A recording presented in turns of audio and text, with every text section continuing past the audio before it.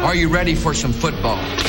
Game day. Oh, yeah. Just in time for kickoff. It's the Flagship.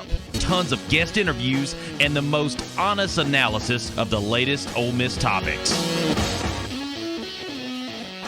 Welcome into this Wednesday edition of the Flagship. I'm your host, Zach Berry. Joining me, our good friend, dear friend of the program, and the consummate professional when it comes to scouting and rankings, Cody Belair is here. He was with me in Tampa at OT7 Finals. He is going to give us all of the breakdown and analysis that we crave this time of year as recruiting is really ramping up. OV season is here, and a lot of the 26s are starting to really narrow their focus. But before we bring Cody in, do want to remind you, show each and every day is brought to you by our good friends at College Corner. Scott and the folks over there take care of us, and they will take care of you. They have 3 locations, Oxford, Ridgeland, and Flowood. And they've also got collegecornerstore.com if you cannot get to a brick and mortar. Oxford, the brand new facility, 4,000 plus square feet, an immaculate facility, tons of merch, tons of gifts. If you need a Father's Day gift, hit them up. Or if you need to just get yourself a new polo, a new t-shirt, or maybe some tailgating supplies for the Grove this year, College Corner has you covered. Check them out, collegecornerstore.com, or in Oxford, Sisk Avenue, to see that new facility, or Ridgeland or Flowood if you are not in the Oxford area. Cody, good morning. You are out on the road as we speak. The grind continues, my friend.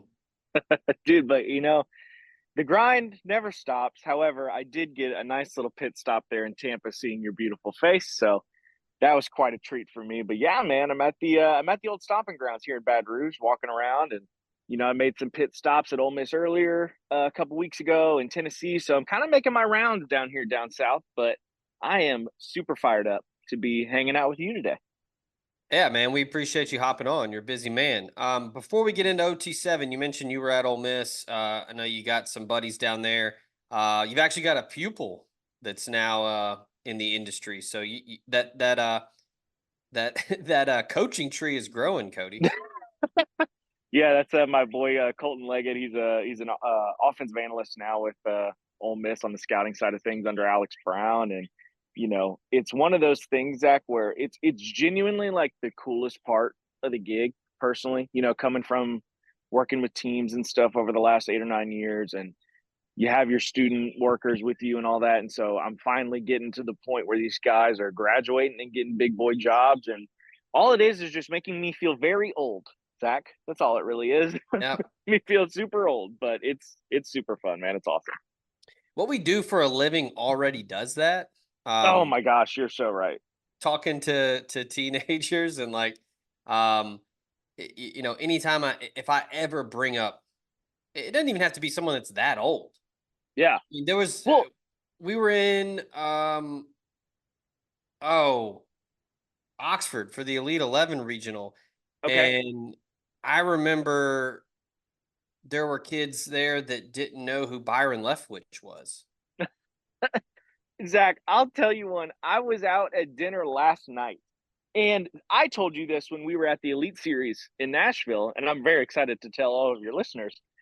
Who did I tell you I walked by on the street on the way to the hotel, on the way to Elite Series? That would be that'd be Mr. Three Stacks. Yeah, Andre 3000. Walked by him, and I was losing my mind. And I was like, oh my gosh, that had to be Andre 3000. That had to be him. I told the group of students at LSU last night at dinner that I walked by Andre 3000. And when I tell you they had zero reaction, oh my God, they had zero reaction. And I was like, guys, are we for real right now? And they're like, is he a part of Outcast? And I was like, yes. Yeah. Keep going. What? And they're like, no, that's it. That's all I know. Yeah, I was gonna say it's okay. probably like the discussion we had at OT7 talking about Louisiana kids and Boosie. No doubt. Even though they're 14, 15, 16, they still know who Boosie is. It's probably 100%. like that. in Atlanta too, where like they probably don't Hmm. listen to Outkast, but they know who Andre No, 3000 yeah, is. 100%. You know who Three Stacks is, but Yeah. no, it's funny, man. We talk about feeling older in this thing, and we're starting to creep up on some birthdays that are really throwing me for a loop. Like, I know when we get to the class of 2028, I think 2029 is really when we're going to start seeing it for me, where I'm going to have guys that are finally born by the time I graduated high school. And I'm like, oh, man, I don't want to Yeah. see that. Nobody wants to see that. So Yeah. that's where we're at in life right now. Yeah. The other day I was talking to my wife about, this is like a big thing I see on Twitter now. It's like a big um like gap stats for time. And it Yeah. was I was talking with my wife, I said our oldest is now closer to driving a car than I was in college. Oh, wow. That's tough. Yeah, it's a tough scene. Um so yeah, real quick, you were in Oxford. What'd you think of the new facilities? What'd you get out of that trip? Again, I know you got your boy Colton down there, but what else? Yeah, I know you're tight with Alex, you know him well, but sure. what's going on down there in Oxford? Man, it's awesome. The vibe is great. That's the thing I think really makes up the building, right? Like you can have Mm, all the fancy bells and whistles, you can have all the newest stuff, but the vibes in the building and the people that are in it is what makes it really move. And the thing that I really got out of that building is there's a great sense of, and this sounds cliche, right? But it's the togetherness and everybody's on the same page in there. yeah, There's nobody that's to themselves, not communicating with somebody across the hall. It's very open air, which I really like, to be honest with you. Some of the previous stops I've had, the personnel office and coaches' offices, they're very to themselves. They're kind of scattered away from each other. But I tell you what, man, you're sitting at a personnel kid's desk and he could yell to the head coach's office if he really wanted to, right? It's that open air, yeah, which I love. And it's all the full time guys can talk to all the students and everyone's in it and it's everybody in there together. And I love that part of the deal. But man, Ole Miss has a lot of good things going, man. They have a great operation. It's the way they are navigating things and the organization of it. And I tip my hat to Alex Brown and Billy Glasscock over there. Like those guys have processes and organization at maybe the highest level I've seen it in terms of place to place that I've been or people that I've talked to, like from a high school level to a transfer portal level. Those guys are crushing it, man. So it was really fun to sit down and talk with them and really get, sort of behind the scenes with them on how they go about their business. yeah. When people ask me about Kiffin and kind of where he's at now, because look, it's already starting. The noise is already there with Billy Napier at Florida and what happens if he bails. Yeah, Talk, talking with some of our colleagues in Tampa, that was kind of the conversation, right? It was like, well, if there is a hot board at some point, if Napier is let go, regardless if it's real or not, Kiffin is going to be on it. Um, absolutely. but I I mean, do, he's too sexy not to. You know what I mean? The way yeah, what he's been able to do, recruiting and player acquisition and roster management, and obviously winning games and producing NFL talent. Like, of course, his name's going to be on there. Those are all the things that athletic administration is looking for. yeah. I tell people though, there's been a shift in the last couple years with Kiffin. He seems far more comfortable. You mentioned the building and kind of the vibe there. I do get that sense of like a true like sense of self with the staff. Um, Mm-hmm. like you said, everybody on the same page. Like everybody's, the cliche of pulling the rope in the same direction. All that. Right. But it's cool. Like it's a great mix. They've got some old heads in there that have been around for a while, but they've also got some young dudes that Yep. are truly making a name for themselves. Kelvin Bolden, Randall Joyner, Pete Golding. I don't Yeah, want to Jai call. Chidari. They got a bunch of guys over Yeah. there, man. It's a really good group. And most importantly, the best visitor I met the entire time was Juice. I met Juice.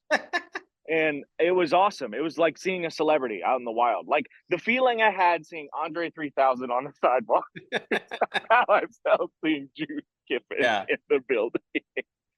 Can But yeah, man, can it was awesome. can confirm good dog. Um, Absolutely. 10 out of um, 10 would pet. yeah. Um, Speaking of a 10 out of 10, before we get into the OT7 coverage, I do want to remind everybody, show is also brought to you by our friends at USA Benefits Group, Drew Moak and everyone over there. can help you cut those health insurance premiums by as much as 20 to 30%, which is pretty great. Everything from regular health plans, life insurance, dental, vision, Medicare, everything. Drew's got you covered. He's an Ole Miss grad. He's located in Mississippi, but he's also licensed in 7 states, so he can cover some ground.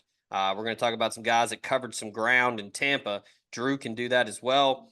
He works with the nation's second largest health insurance brokerage with access to 35 different carriers. And he can help you with any of your health insurance needs. You can call him today, 601-953-8449, or visit their website, usabg.com/DMOAK, and get your free quote today. That's USA Benefits Group and our buddy Drew Moak. All right, Cody. All right, look, let's get out the gate firing here. Everybody was asking me in Tampa. I've caught some heat for it on the internet. But look, you were there. I mean, people unprompted were coming up and asking me. People were throwing out predictions themselves, whether it be an RPM pick, a crystal ball, a future cast, whatever. Everybody across the industry wants to know what Deuce Knight is going to ultimately do. No one truly knows. If you honestly made me talk about it right now, or maybe I don't even think Deuce knows. I think he's truly torn. But before we get into, any prediction or what we think he's going to do, the dude just flat out balled. I mean, it was, the old, you want to talk about, being old. Training Day, great film. I'm surgical with this bitch, Jake. I mean, yeah, Deuce was just slicing and dicing people. What'd you think? That's the thing, man. I mean, Deuce, the recruitment and the scouting side of it is extremely perplexing. Mm-hmm. But when we talk about this single OT7 performance, this is especially on like Championship Sunday. I mean, we're talking about a phenomenal showing. Like, it is by far the best I've seen him look live. And Zach, we saw him last year at the OT7 regionals in Austin. I've seen him work out at an Under Armour event. I mean, he was a little erratic, he was a little up and down accuracy wise, but man, I have never seen him throw it the way I saw him throw it on Sunday. Yeah. And it was flat out fun to watch, right? Like Saturday, he was strong, faded a little bit towards the end. Friday was a bit up and down too, but that showing on Sunday was maybe the first time I had seen him live where I was like, oh, wow, there's the guy that we've been waiting to see. And it really was a treat to watch, in my opinion. Yeah, I mean, I'm not a scout. I'm not like, I haven't been around it like you have. I don't have all the knowledge, but just from an amateur scout viewpoint, Sure. I mean, everything jumps off the page. Big body, live arm. I saw him run a 4.5 against the wind. I mean, how high, I think he jumps 40 plus. Everything about him screams combine freak, NFL GM love affair. Right. But yeah, I mean, I think still growing into, I don't want to say, maybe not growing into his body, but just growing into like his game. That's a great way to put it. Like, it's almost like I don't want to this isn't like trying to bash him, but it's like a cult that's learning how to walk and still learning, oh, my legs are this long. I mean, exactly. He's electric. And I think he's really, over the last 6 or 7 months, has really improved. He was out working with Phillip Rivers. He gets a ton of work in when he goes to South Bend. So he's getting a lot of coaching and a lot of fine tuning done when he goes on these trips and he goes and works with people at camps. And I really thought it really showed at Tampa. I mean, like you said, Friday, a little bit slow start, but man, something clicked on Saturday. And I mean, it was a lot of fun to watch. I mean, just the intermediate stuff was crisp. He was really good with the deep ball. And I mean, just carried Coastline Stars to the finals. And if it wasn't for, I think, an early interception, honestly, probably the only bad throw I saw him make all week or all weekend. Other than that, I mean, playing from behind in the finals, I mean, he was still lights out and really efficient. Yeah, the biggest thing with Deuce, when we look at the grand scheme of things, right? It's very easy to fall in love with one day of work, right? Which don't get me wrong. That's very much a good thing to show signs of life, right? The big thing with him is consistency. The flash in the pan is awesome.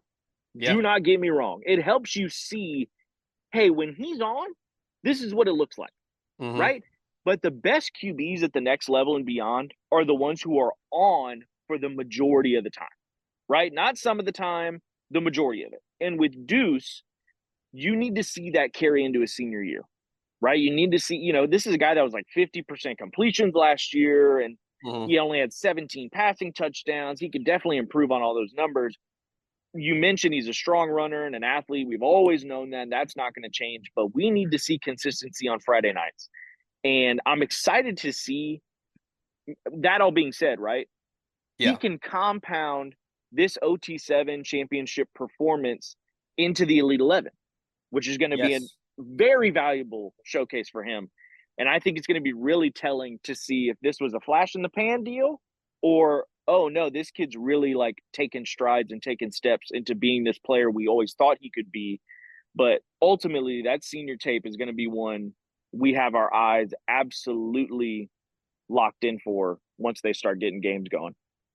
Yeah, I think next week out in LA at the Elite 11 finals, I think he's going to have a real shot at flirting with some 5-star status. If he can go out there and he rips it and puts on a good showing, doesn't have to win it, but just perform well, I think he's going to be in that conversation before it's all said and done in the 25 class. And like you said, the senior tape, I think there's a lot of, perspective that gets lost sometimes with senior tape. I mean, there are some high profile guys who, especially at quarterback, I think you do have to have some context with it, where somebody like Deuce or like George McIntyre is another one we've talked about, where like the team around him can potentially hold him back on paper with results. But as long as you continue to prove that you're capable of making plays in the big moment, doing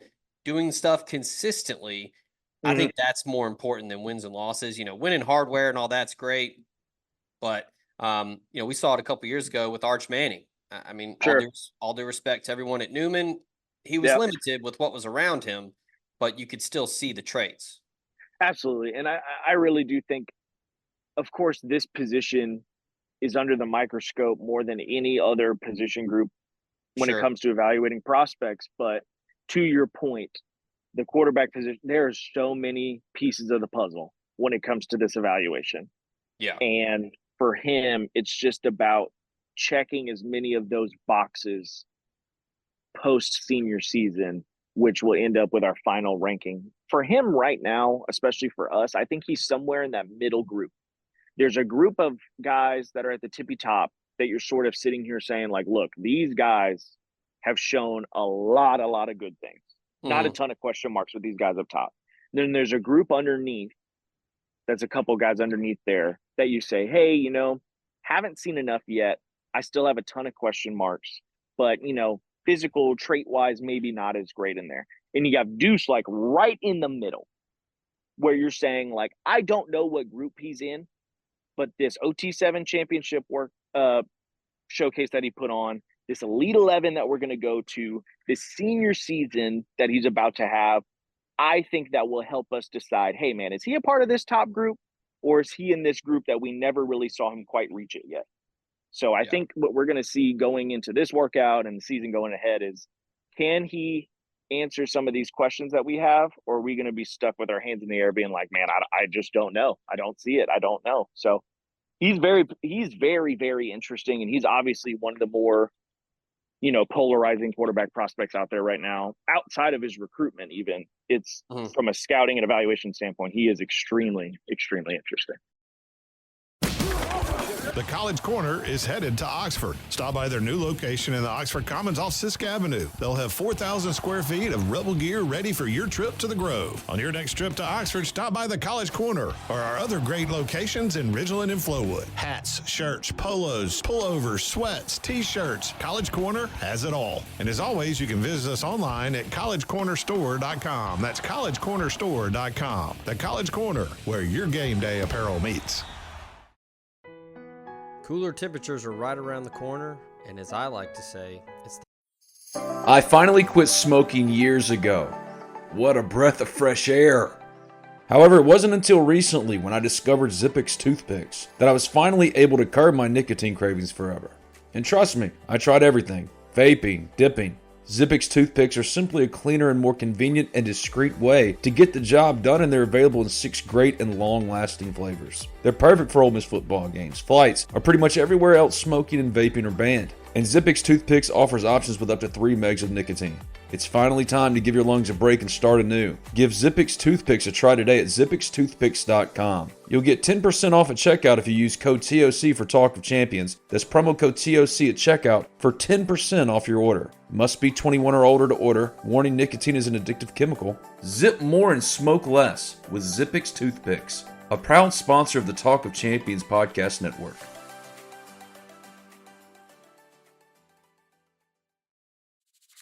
Ole Miss is an annual hotspot for summer fun in the sun, from days on the lake to the endless festivals and concerts in and about town. Make sure you've dressed the part with a pair of handmade quality, first wear comfort boots from Tecovas. Tecovas boots come in a timeless Western style that can elevate any casual look or add a refined flair. The best way to shop for boots is at a local Tecovas store, where you'll be greeted by the smell of fresh leather and a friendly smile. Or visit Tecovas.com. That's Tecovas.com. And don't go gently, y'all. Come on in, grab a cold one, get fitted by a pro, and shop the latest styles. Stay cool in a short sleeve moisture-wicking pearl snap. Make your own shade with one of Tecovas' classic straw hats, new in both men's and women's styles. Tecovas has those perfect boots waiting for your summer of style. Visit Tecovas.com. Tecovas, a proud sponsor of the Talk of Champions podcast network. perfect time to play a round of golf. And if you're looking for a premier golf course in Northwest Mississippi or the Memphis, Tennessee area, go to Cherokee Valley Golf Club in Olive Branch, 15 minutes from the Memphis International Airport.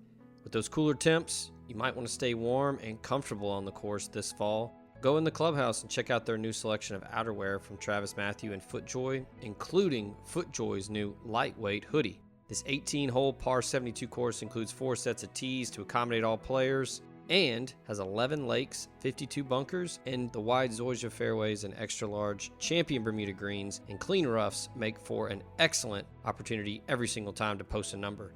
If you need a premier golf experience in the Mid-South, go to Cherokee Valley Golf Club. Call them at 662-893-4444 or check them out olivebranchgolf.com. Are you looking at cutting your health insurance premiums by as much as 20 to 30%? Are you aging into Medicare and need help finding a Medicare supplement plan?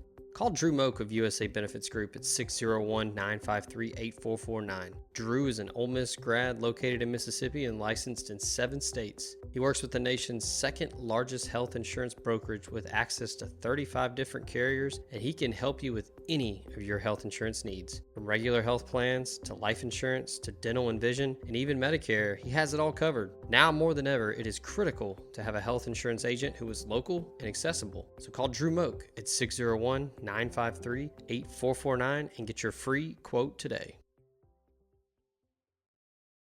Last thing, I know you're more on the scouting and ranking side of it. You're not on the recruiting side as much. Sure. What in comparing, because he told me it's Ole Miss. That's it. It's Ole Miss and Notre Dame now. Yeah. Alabama was still lingering because he loves Kalen DeBoer.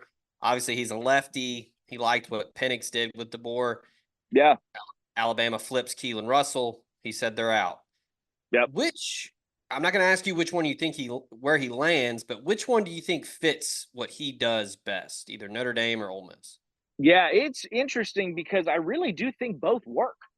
You know, I think the things that Lane Kiffin's shown with like Jackson Dart, there's a lot of aspects to Deuce's game where I think Lane can get more out of him athletically, right? In terms of like by design with his athleticism that I think you can do more at Ole Miss, maybe with Lane Kiffin. And with Denbrock over at Notre Dame, you see Jaden Daniels, right? Becomes a first-round pick and all that good stuff. And he just simplifies the offense so much in terms of passing lanes. I think when you look at Jaden Daniels and what he's able to do, people point to like, oh my gosh, this guy's like ran for 1,000 yards, whatever. A lot of it's rushing. A lot of his rushing and his production as a runner was not by design, right? Yeah. That was a lot of like on his own scramble drill, making things happen. And that's what makes Jaden Daniels so special. But it's not a lot of designed runs that were going on with Jaden Daniels, which I think Ole Miss would provide. So I really think you get more of the full spectrum of Deuce Knight as a quarterback with Lane Kiffin. However, if he was in Denbrock's offense at Notre Dame, I think it would allow him to become a more consistent, productive passer, because I think the way he spreads it out is simpler for him to sort of process and make decisions. But yeah, man, it's really interesting. And you touched on it too, in terms of where I think he lands. And, I think the question I think I'm sure you've had a couple times is like, what does Ole Miss is Ole Miss fully in on this kid? Like what took so long and stuff like that? Like what was going on there? And you touched on exactly the right pieces, right? Like Keelan Russell was definitely a factor in there. Hassan Longstreet, who ended up pulling the trigger to A&M, is another guy that, they're sitting there on the fence on. And there's just a lot of dominoes, man. And the way sometimes the cookie crumbles, is it doesn't happen in the spring and it doesn't happen before the senior season. But I have to think, Zach, this goes all the way to the end. I don't know if this is a scenario in which this kid pulls the trigger before the senior season. Now, granted, if he does it, great. Good on him. He made a decision. That's great. But I have to imagine if Ole Miss wants this kid, whenever they decide to go full steam ahead, it's going to be really tough for Deuce Knight as a Mississippi kid to say, you know what? No, thanks. I'm just going to go to Notre Dame. It's hard, right? It's just, it's one of those deals. I've seen it in the state of Louisiana all the time. Louisiana kids bleed purple and gold, man. Those Mississippi kids love Mississippi State and Ole Miss. They do. It's one of the tougher states to pull guys out of, even at the quarterback position. This one is not over. Yeah, I do think it goes all the way. And look, I talked with Mike Singer, our Notre Dame guy, on 3 about it. Yeah, absolutely. I was like, man, I don't know. Like I haven't put a prediction in for him to flip. I truly don't know. And you mentioned, Ole Miss, had some options, but when I talked to Deuce over the weekend, I said, hey, has Ole Miss kind of turned up the heat on you now that Russell's, gone to Alabama? And, Deuce was like, man, the heat's been up. Like they want him. It's very clear that Ole Miss wants him. So Deuce knows that. And you've been doing this long enough, and you were on the other side where you're trying to get kids. It's hard for a 17-year-old to tell people no that have been recruiting them for 2-3 years. And you build those relationships, and it's cliche, but it's true. It's hard to just tell someone that truly, loves you and wants you a part of their program, hey, no thanks. So that's going to be tough. Especially in your backyard.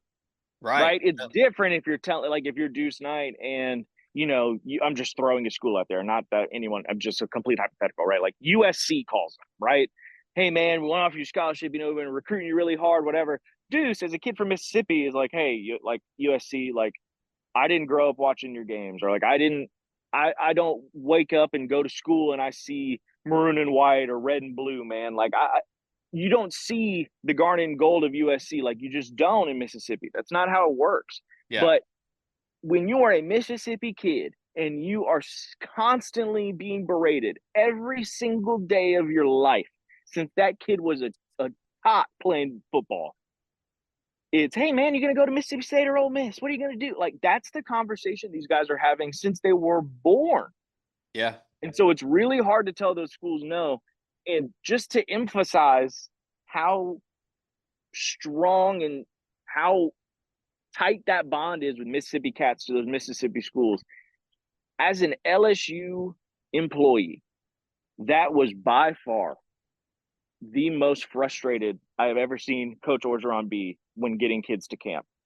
We had more kids that we invited from Mississippi that they would call the day of camp and be like, sorry, coach, can't come. I got a flat. And we're like, no, you do not. Rod fell through. No, you do not. Rod, hey, man, mom couldn't get off work. Sorry, I can't make it. We're like, no, they didn't.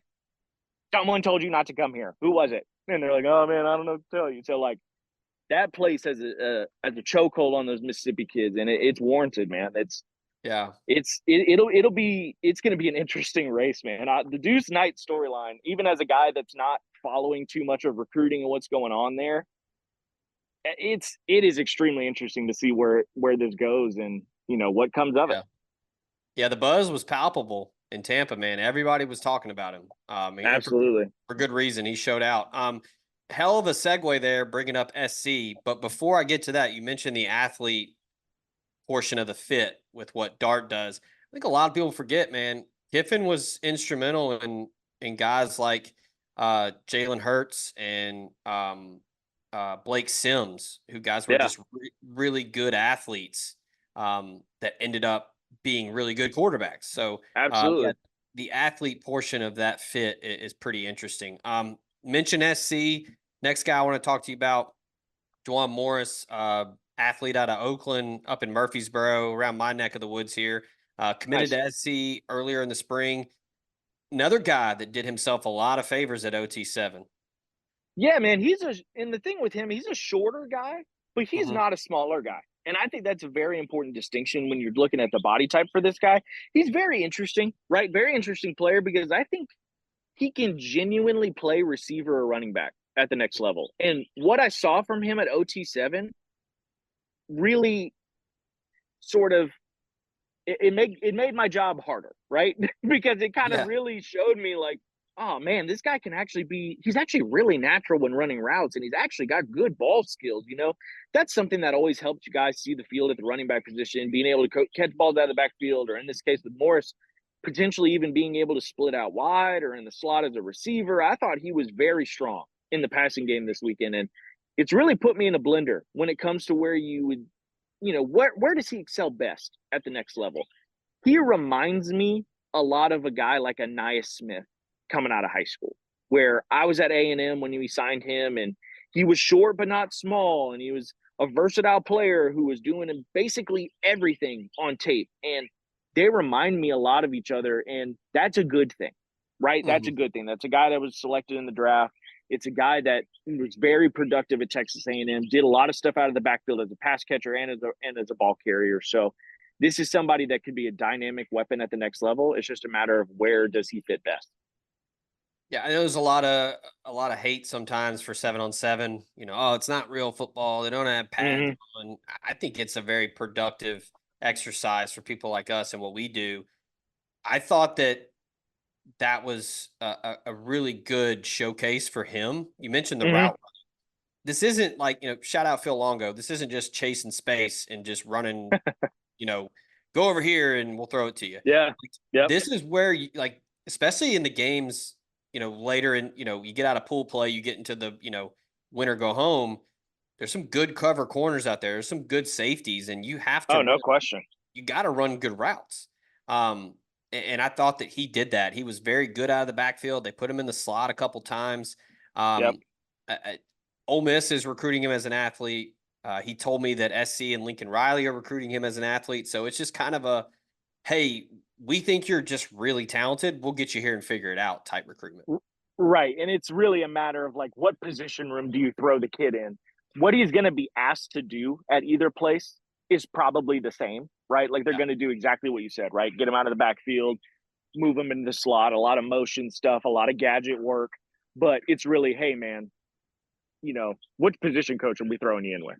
Because that's going to kind of determine what he's learning and how fast at which speed he's learned certain things that are going to be asked of him. But ultimately, the name of the game with this cat is feed him the football.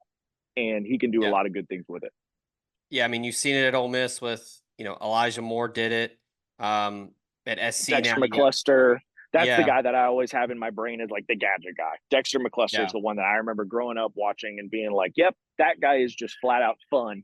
And the name of the game with him was give him the football and then let him figure out the rest. Yeah. It's not rocket science, Zach. It's really not. Just give your guys the football that do good things with it. Yeah. I was going to say at SC now you got Zachariah Branch, who is just kind of like, hey, just put him on the field and do it. Absolutely. So, yeah, fun kid to watch. I had a blast talking with him. And, yeah, he's committed to the Trojans, but Ole Miss is still lingering. He said he's working, he's focused on his senior year, but he's still hearing people out. Another versatile guy that plays the same position on offense, but he can play some defense too.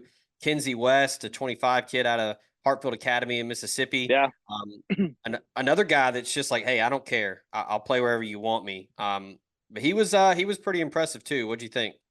Yeah, he was interesting too because this is a guy that had his recruitment really pick up just this spring. Mm-hmm. And, we didn't have a ton of exposure to him prior to the offseason, really, but he's a guy that excels with the ball in his hands. When you turn the tape on, this is somebody that is physical. He's got great acceleration. He is a load to bring down. I like the suddenness he plays with. He's actually quite polished as a route runner, too, which is what OT7 is able to show you. But he does a good job dropping his weight, sinking his hip to the top of his routes. He's got good foot speed and agility. I wouldn't call him a burner necessarily, Zach. He's not a guy that I would say is going to take the top off of defenses consistently. He's a mid 1100-meter guy, 23 200 guy. So he's not going to kill you vertically, but he is going to be a major pain in the ass in the open field. Yeah. Speaking of a pain in the ass, they were really reaping in the benefits of Deuce Knight's big weekend. 226 wide receivers I want to talk to you about that, man. We were oohing Oh, and man. Yeah. Tristan Keys and Xavier McDonald. I mean, just two long striders.